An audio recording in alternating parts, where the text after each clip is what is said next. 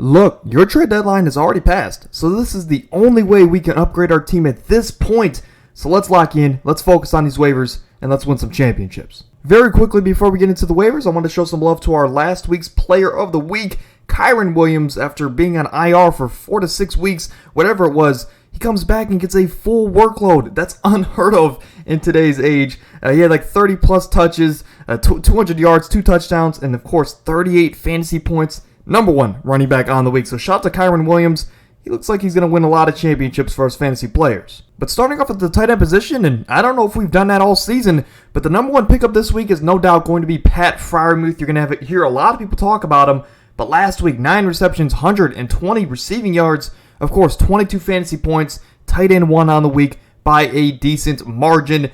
This is a guy that is in a new offense with a new OC, and Kenny Pickett looks revitalized. He looks like he can play football again. So Pat Freiermuth is going to be a guy that we can trust down the stretch of the season. I've been telling you guys a couple weeks to beat the breakout, and now, well, he's broke out. So get him now before it is way too late, because this is your last chance at a Pat Freiermuth. But for Isaiah Likely, this is a guy that stepped in for Mark Andrews last game. We had our questions because his track record isn't the greatest. But Isaiah Likely, 4 receptions, 40 yards, a solid first game. But it does look like we can trust him moving forward. Also, I do want to mention that the Ravens are heading into a bye week. So Isaiah Likely is owned in more than 50% of leagues, but that number might drop as he's not putting up astronomical numbers. But Cade Otton, this is a guy that is probably the most consistent tight end here on this list, as he's averaging about 8 fantasy points a week. Baker Mayfield loves to throw to him in the red zone. So Cade Otton, he's definitely worth a mention. And then Tyler Higbee, a guy that put up 20 points last week right behind Pat Freiermuth.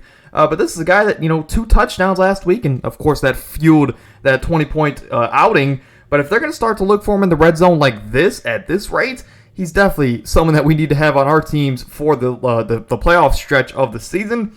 And then for Chiggo Okonkwo, I wanted to throw his name on this list. I was very high on him coming into the season.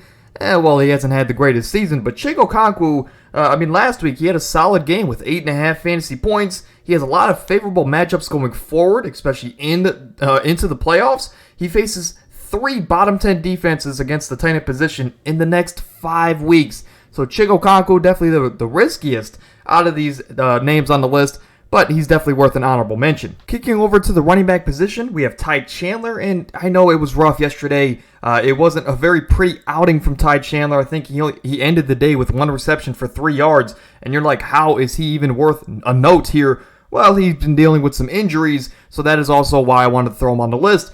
But he has a bye week here to get healthy, and then after that bye week, he plays Las Vegas.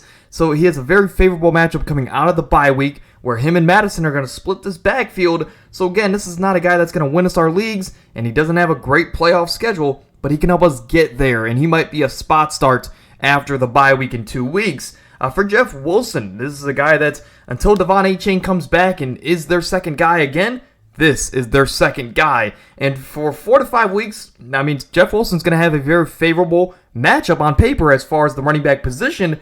But again, it depends on Devon Achane's health, when he comes back. If he's back next week, scrap all of this, and Jeff Wilson doesn't need to be on your roster. But if Achane's going to be out for the next month or so before the real-life playoffs, Jeff Wilson is definitely a good play at this point, because what if Mostert goes down? He's not the most durable. Jeff Wilson could be a definitely spot start option. Jerick McKinnon, I know, he's hurt, and he's dealing with that groin injury that kept him out last week. However, this offense has 6 very favorable matchups to the running back's position left on their schedule, and this is the time of year where KC, for whatever reason, just tends to use Jerick McKinnon more down the stretch of the year. So again, when he comes back and he's healthy, this might be a sneaky play when it comes to the playoff time. But again, we're throwing a rock into the ocean, right? But then for Ken Gainwell and Boston Scott, Ken Gainwell, this is a guy that he plays San Fran and Dallas the next 2 weeks. Nobody's going to want him on the roster. But after that, he plays 3 bottom 10 defenses to end the year in our fantasy playoffs. Look, I know he's the backup, and it's been a very up and down season for Ken Gainwell, but that's definitely noteworthy. As again, what if DeAndre Swift goes down with an injury? You beat the breakout, and you stash this guy at the end of your bench, of course, if you have the depth. And then Boston Scott, it was kind of a meme just to throw him on here, but of course owned in less than 1% of leagues. And I'm strictly putting him on this list because in Week 16 he plays the Giants, and we know year in and year out the only time that Boston Scott plays and scores touchdowns is against the New York Giants. And of course, Week 16 is the conference championship round in our fantasy playoffs. So Boston Scott could be a sneaky play as, again, the New York Giants are on a schedule. But at the wide receiver position, we have Odell Beckham, and we'll start with him as he did not have the greatest game this past week.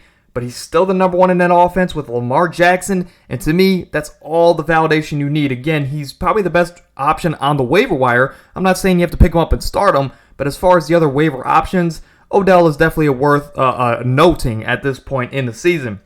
But then Demario Douglas, rookie wide receiver for New England.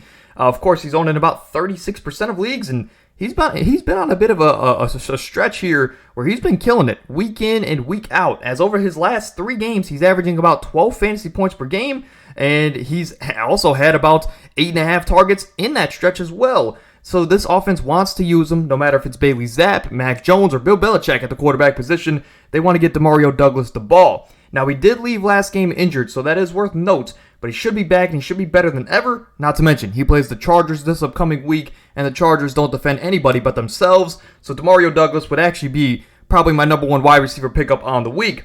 For Tutu Atwell, look, Cooper Kupp seems to be an afterthought at this point in that offense, and yet Tutu's been kind of consistent all year, so he's definitely worth noting at this point. Maybe you want to add him to your list at this point, but again, Tutu Atwell, nothing too crazy. But then for Jalen Hyatt and Cedric Tillman, 2 Tennessee Volunteer, 2 rookies. We'll talk about that in here in a second. But Jalen Hyatt, 5 receptions, 109 yards on 6 targets last week. Career highs across the board. There's no clear number 1 in this New York Giants offense. And Tommy DeVito, if he's going to favor Jalen Hyatt, this is a guy that could be the number 1 wide receiver. And as of right now, he's sitting on your waiver wires. So again, it is just worth note as we head into the fantasy playoff stretch. But then how about his teammate? How about his teammate Cedric Tillman? This is a guy that had career highs across the board as well last week. But simply put, no one can really catch the ball consistently in this Cleveland Browns offense. And then you pair that with a young quarterback that just got injured. So we're going to have P.J. Walker going forward, right? At least for the next week or two. And then when DTR returns, regardless, we're not really going to have a great elite quarterback back there giving the ball to Cedric Tillman, giving the ball to David Njoku and all the other options in this offense. But at least for the time being, Cedric Tillman seems to have built up some trust with the coaching staff in the quarterback position. And going forward, Amari Cooper, we don't know how long he's going to be out. So Cedric Tillman could very well find himself in the number 1 wide receiver role in this offense. I know everyone's going to jump towards Elijah Moore, but I'm telling you as a Browns fan, that man cannot catch the ball. So Cedric Tillman, Jalen Hyatt, 2 Tennessee Volunteers. We're going to talk about Jordan Love, a guy that is owned in exactly 50% of leagues. And this is a guy that has put up 60 fantasy points over the last 2 weeks. Of course, quick maths there. If you average it out, that's 30 points a week. Jordan Love has been playing his best career football and his best fantasy football, of course, of his young career. But there's a tough his only tough matchup left on his schedule is next week against the Chiefs. But I actually think Jordan Love and the Packers have a chance to win that game, as I stated before the season. I think Jordan Love, just with how he's been looking on the field, with how sharp he's been, this has the potential to be a league-winning quarterback pickup. So if you were in a position where you had Joe Burrow or another quarterback that went down with injuries, go ahead and pick up Jordan Love. I mean, at this point, why not get that extra depth at quarterback? And with how Jordan Love has looked, this might not be a sleeper at this point in the season. So, I would prioritize Jordan Love if you need a quarterback this upcoming week. But then Baker Mayfield, he's the most consistent quarterback on this list, averaging about 18.5 fantasy points per game. And simply put, he's matchup proof. No matter if it's a good defense, bad defense, he's going to consistently get you that 18 to 20 points per week. Of course, Baker has been on this list all season. Matt Stafford, this is a guy that just put up 31 fantasy points, but he does play Cleveland and Baltimore in the next 2 weeks. So I would steer away. I would let your league mates go after that. But who knows? Maybe Matt Stafford can have great weeks against 2 of the best defenses in the NFL. For Kenny Pickett, though, I know. Why is he here? He's had 1 good week. Well, last week he did look a lot better than he has in a while, maybe in his career. And coincidentally, it was the first game with a new offensive coordinator. I think the biggest thing here is that they have a new scheme and there's a newfound confidence in this offense. So maybe Kenny Pickett, with how that offense looked last week and how confident he was pushing the ball down the field, he might be a name worth of note. Of course, going into the playoffs, maybe if you want to stack the Kenny Pickett and Pat Freiermuth duo, maybe you had Joe Burrow and Mark Andrews, and that's the position that you're in. But of course, it might not be a bad stack with how they looked last week. And then the last name here is Will Levis. He's been rocky since his electric debut there, but he said he's going to be playing better going forward, and that's really good that he's taking accountability. But again, that either goes one of two ways. When a player comes out and takes accountability, they either get way better and or back to where they were, or they get way worse. So there's not really an in-between. So who knows if you trust Will Levis in this offense to get back on track after he's taking this accountability. Definitely, he's a name worth of note at this point in the season.